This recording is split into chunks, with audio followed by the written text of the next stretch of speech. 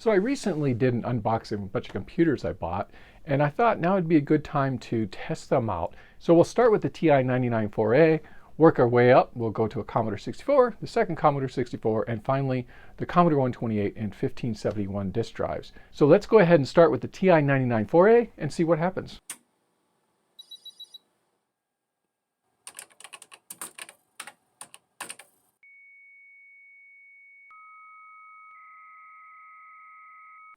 So here's my TI. So it came with this really funky adapter here for the television, and I really don't feel like hooking this thing up, and actually it looks like the cable is just about ready to give way. This would require a little converter, and then I have to go into the back of the TV with coax, and I don't want to do that. But I think the connector for the video is the same as what a Commodore 64 uses, so let me give that a go. So this one and this one look pretty much the same. I might have to switch around the connectors at the end, but I'm going to give that a try and see if we get a picture out of it. But then again, I might not get a picture even if I do it the right way, because this computer, it may not be functional. I just don't know. Let's plug it in. And here's my power adapter. I don't know if I really trust this, so I'm going to take this weird thing off and just use the standard plug-in. So I never hooked up a TI before, so this is my first time. Two cables, pretty clean. So the TI's got this funky power switch in the front. I had to find that. Let me see if it'll sweat. Oh, there we go. Got a power light. All right, so I got my TI plugged in. It has 4 composite connectors. This would be set up probably for like a, I don't know, like a Commodore where you'd have audio and then Chroma Luma, but I'm not sure. So anyhow, let's just try turning on the computer. And I'm just going to plug these guys in and hopefully get a picture out of one of them, because I'm not sure which one is going to be the video. So it's not black.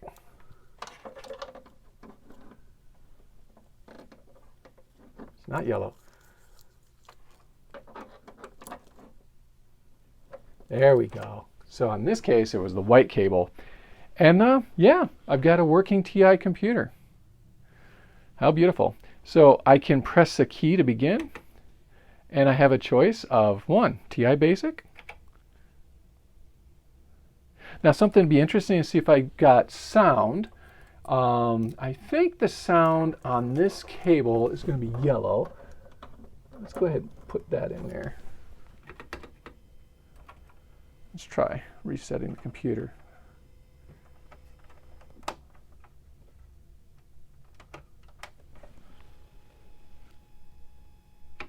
Yep, so I have sound as well.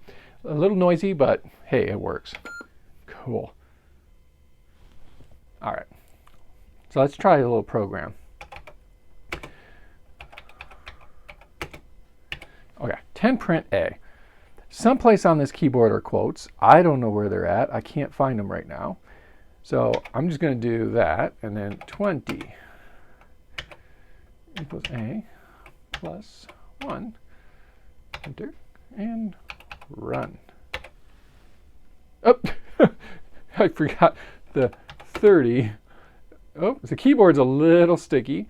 I don't know where the delete key is, but it looks like maybe there's a function key, and I gotta do this. 30, go to 10. List. She's a little slow. How cool. So the screen actually turned to kind of like from a blue to a green. So this is the first time I've ever used a Texas Instruments TI 994A. I owned one for many, many years, but never actually plugged it in and tried anything. So for me, this is a pretty exciting moment. Couple of things to point out. Let's see if I can break this. I don't know how to break. Let's see. Is it a function Q? Oh, there we go. Ooh, so that pushing the function key and the quit up here reset the whole computer. That's interesting. How about, what happens if I do this? Delete. Alpha lock. Nope. Come out. Yep. So pushing the function key and the 1 activates the delete, which is cool. And I've got insert here. I can turn off insert. I've got, erase takes out the whole line. Clear, I think, would clear the whole screen. Let's try that. Nope. Yeah, so very neat little computer. I'll have to definitely play around with this. Something I do want to do is see if I can clean this up a little bit and get a little bit nicer shine on this. So let me grab my camera and I'll show you what I'm talking about. So the computer looks quite nice, but if I zoom in, I don't know if you can see it on this camera. Yeah, it's got some like stains on the metal. I don't think it's actually scratched. I think it's just like something kind of like dirt or something built onto it over time. Overall, pretty nice condition. It does have a little dent right there, and there's a little tiny dent, right there. So other than that, it's in pretty nice shape. Keyboard isn't really all that dirty.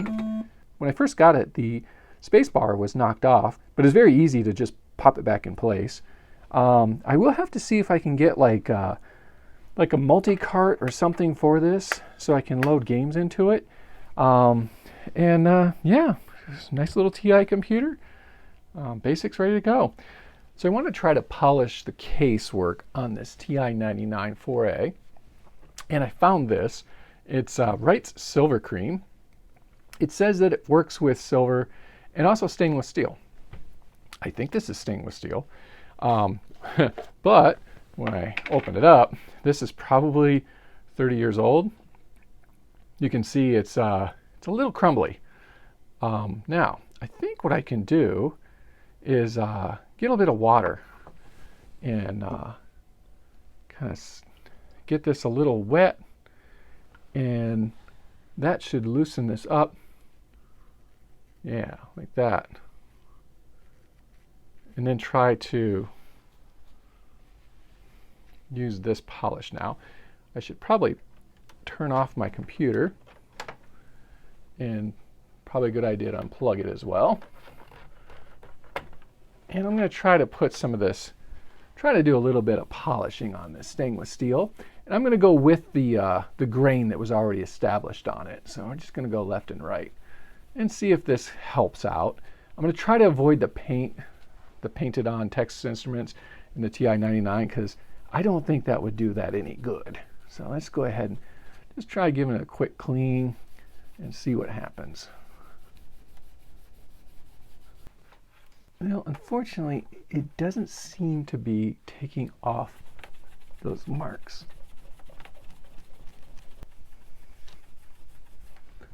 All right, so I gave it some polishing. Now I'm going to try to use just a damp cloth to wipe up the silver polish and see what we have. Fortunately, I can't get the marks off, so I don't know if those are scratches or what we've got. Maybe just simply oxidation. I don't know, but it's definitely a little bit shinier. It just has a lot of little marring on it.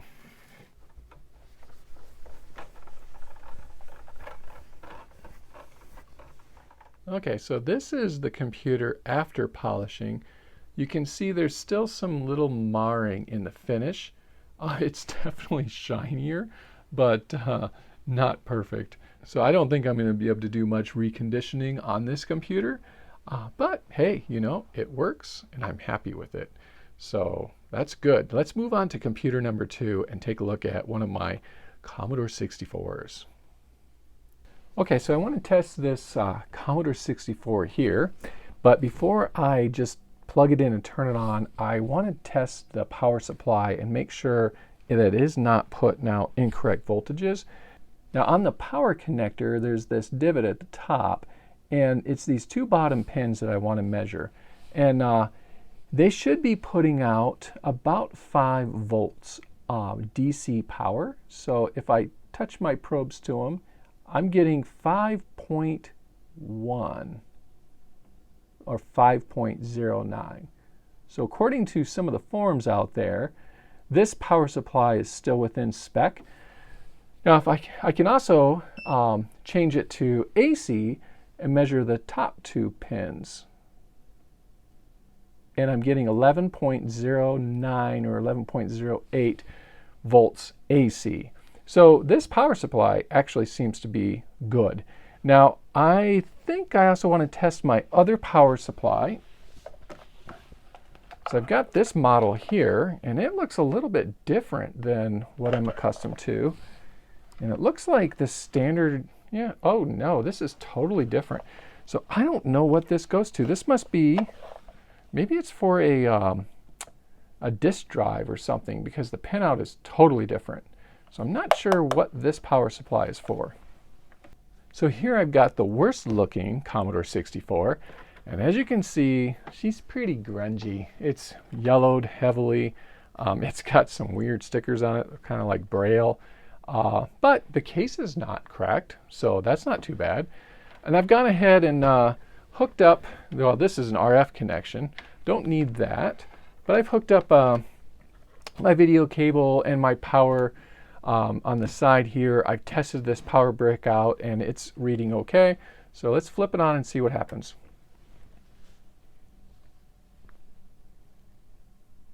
Oh, there we go. So I do have a screen. Let's see if the keyboard works. Oh, keyboard, oh, the shift lock is down. No wonder. Okay. Let's see if keyboard's not real happy. So I'll have to look into that because I'm not, oh yeah, she's a little dirty inside. If I bang on the keys a little bit, they start to come to life.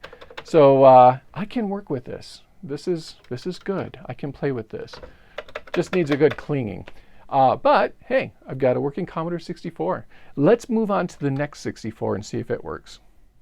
But actually, before I move to the next 64, I did find this little rubber foot in the TI box. Let's see if it happens to match under this Commodore.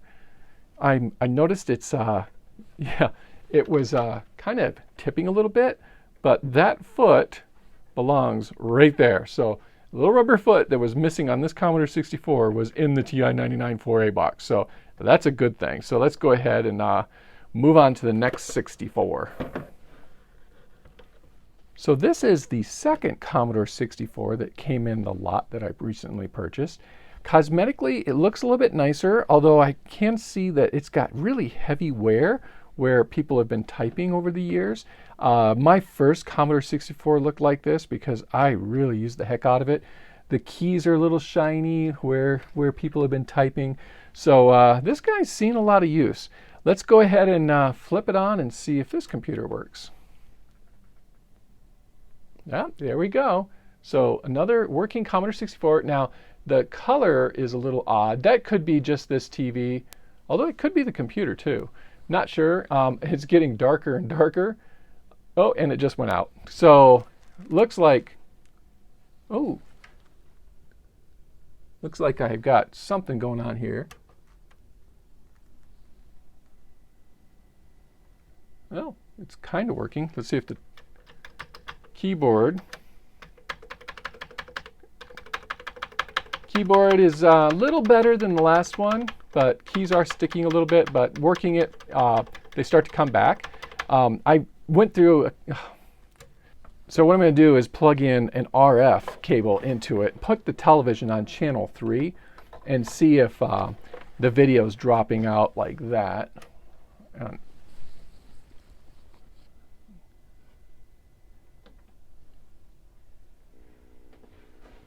So now I'm on channel 3. It's bouncing around a little bit, but that could be just the TV tuning. So far it's working. Let's try out a game. So this is the international soccer that came with the computer. We'll plug it in. I've never played this game, so I don't know what it's like. Commodore. Written by Andrew Spencer, 1983. Spencer and Commodore. Looks like pesky graphics. No signal.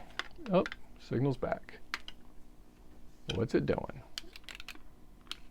Don't know how to start the game.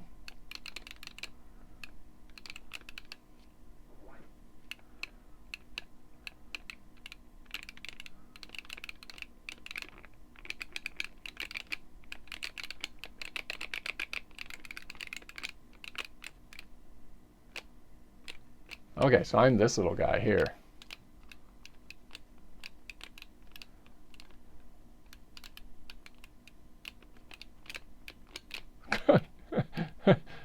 I'm obviously not a soccer player. For those of you in Europe, sorry, I meant to say football player. And I'm not even sure which way I'm supposed to run my guy. Let's see, who's at the goal? Oh, no! So the video cuts in and out. Let's try changing the input back to 2. Video 2.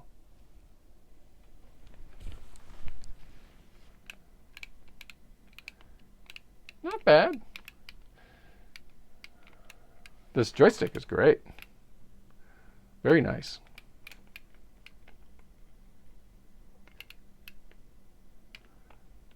Not a lot of action in this game.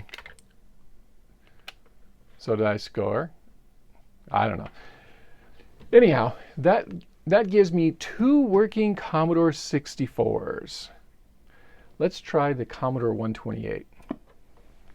Okay, so I got my Commodore 128 with the Phoenix CPS 128. Currently it's off. The power is not being delivered. And I have my pinouts here. So it should be a ground pin up at the top right. And then 9 volt should be at the top left. And then a 9 volt again in the center. And those should be AC. And then a 5 volt DC at the bottom right hand corner. So I'm going to test this really quick and see if that's what I get out of it. Right now I shouldn't get any power, but let's see. I can prop this up and see that a little bit. Should be up here at the top corner, and my 5 volt should be down here. 4.95, 4.95.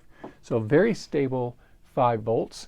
Let's see what I get for my 9 volt AC. So I'll switch my multimeter to AC. Try it again. So ground here. Actually, that might not be 9 volts. I'm getting 3.5, it looks like.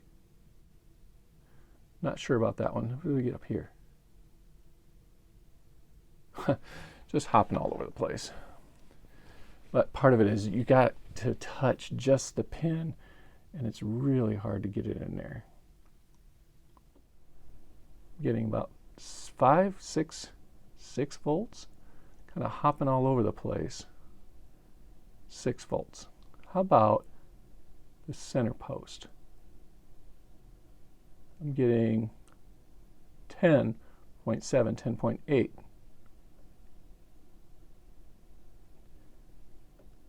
I'm not sure I can trust this power supply. So I tried to test this Phoenix power supply, and voltages are just jumping all over the place. So it doesn't seem to be working, but I do have a Commodore 128 power supply. So let's give this a shot and see if I have any better luck with this. So I should have 5 volts at the bottom. Let's see if I can get that. This one just jumps all over the place. I don't know what's going on here. Why is this not working?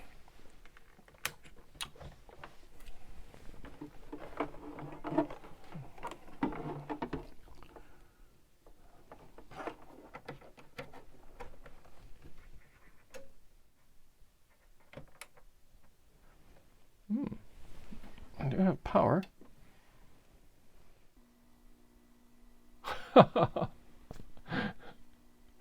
Well,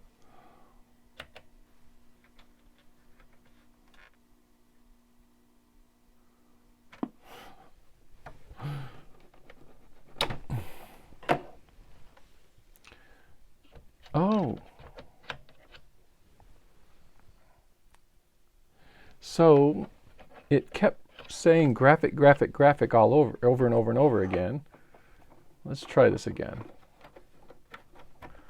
And so when I turn on this Commodore 128, it's hard to turn it on because you got to really flip your finger in. It's repeating graphic, graphic, graphic all over again. I tried putting it 4080 column display, and then it just goes green because it's trying to go to a high resolution monitor, which it can't in this case. But I noticed that this key is stuck down. So let me see if I can get something under there and pop that key up. She's stuck down, that's for sure. Come on, you can come up. There we go. Oh, and it gets stuck down again. Wonder if it's missing the spring. Let's try turning it on. Okay, so Commodore Basic. I think the screen, the weird screen image I'm getting might be due to this television. I'm not sure. The keyboard on this works really nice. So I was having a lot of problems with the Commodore 64s not typing, and even the TI, but this one actually works, so that's good. I don't know why I could not measure the voltage on this power supply or the other one, the Phoenix. So let me plug in the Phoenix and see if that one's working. All right, so let me flip on. I'm going to turn off the Phoenix power supply. And I'm going to turn on my Commodore. And now I'm going to turn on the Phoenix again. And it works. Okay, so I do have a good working Commodore 128 and a good working power supply. I don't know why. I was trying to measure the voltage on this and it was just hopping all over the place. But again, it's really hard to get the probes in the exact right spot to get that reading. But as you can see, I've got a nice screen now, and I can type a little program. 10, print. We'll do a clear screen, clear. Return. 20, print, home, comma, A.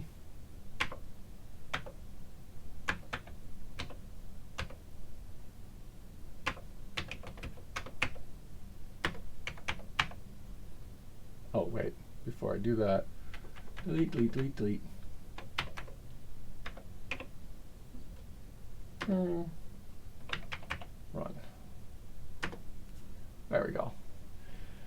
Now I'm counting. A little faster than the TI.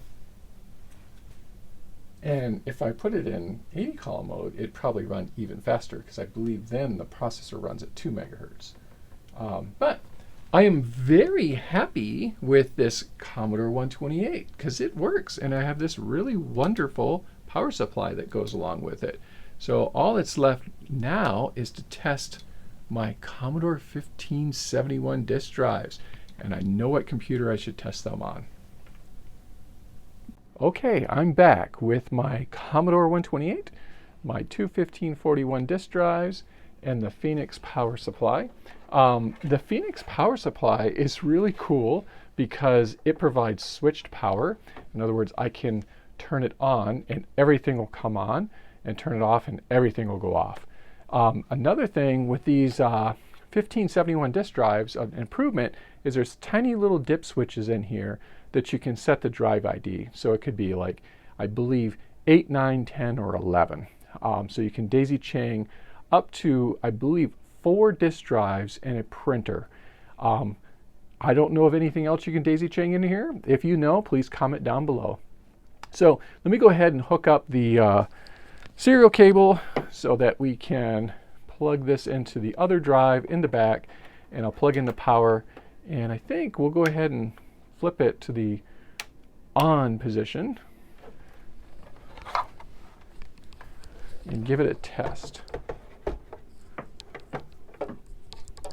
So other end of the serial cable will just go to the other disk drive, and then the other disk drive is going straight to the back of the Commodore 128. I do need my power plugged in.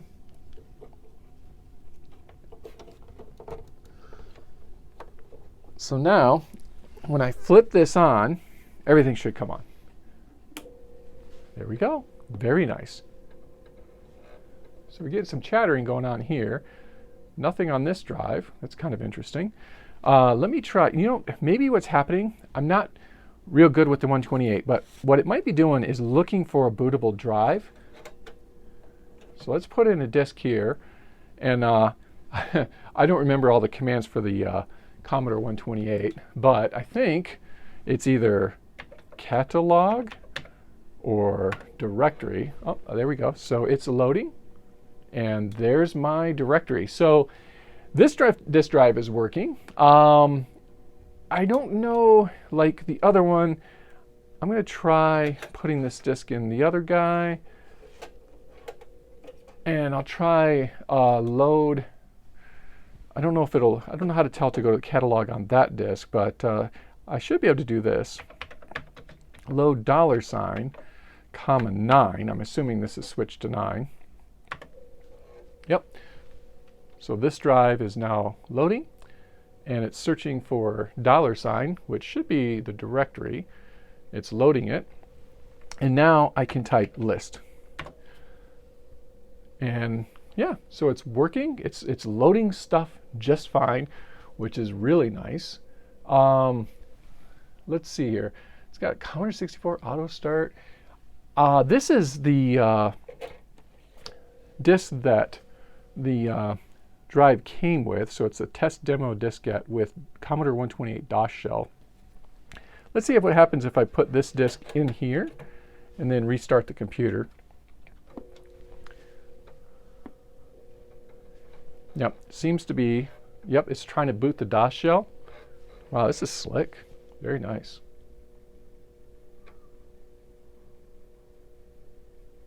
I have a Commodore 128 that I purchased. It's actually a Commodore 128 cost reduced desktop, so CRD or Commodore 128D. And I didn't get all the software with it. So it says DOS shell on F1 key. So I'll push F1 and see what does it do. Oh, my F1 key gets stuck though. So I gotta figure out what's going on with the F1 key. There we go. System something disk. Oh no, it's in a different language. I don't want that. Can I? Oh no. Now it's in Dutch. Come on. Italian?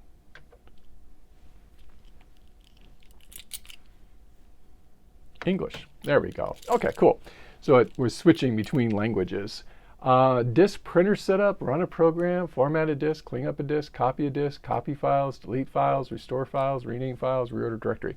So essentially what this is doing is it's just making disk management easier than what the built-in commands, where you literally have to send the drive a command and have the drive do this. This is just kind of making it a little easier. But there really isn't anything here that I want to do right now. So not the most exciting program to run, but it does show that this works just fine. So for now, I'm very happy. I have a working Commodore 128. I have 2 working 1571 disk drives, and I have a working Phoenix power supply. My TI-99 4A works, and I have 2 working Commodore 64s. Now, the 264s need a little help. They need some cleaning. The keyboard's a little sticky, so I'll do that later. And this Commodore 128 is very yellowed, but it is in nice working condition. And one thing I noticed playing around with it is that the, let's see, will it reset? Yep. just a quick type. The keyboard on this thing is super, super nice. I mean, this type's very nice. Let me see, shift lock, okay, go to lowercase. Now, this is a very nice feeling keyboard. And it types really well on the screen too. Just beautiful. Absolutely beautiful computer. So that's all for now. I hope you enjoyed this video. If you did, please consider subscribing to my channel as it helps me a lot.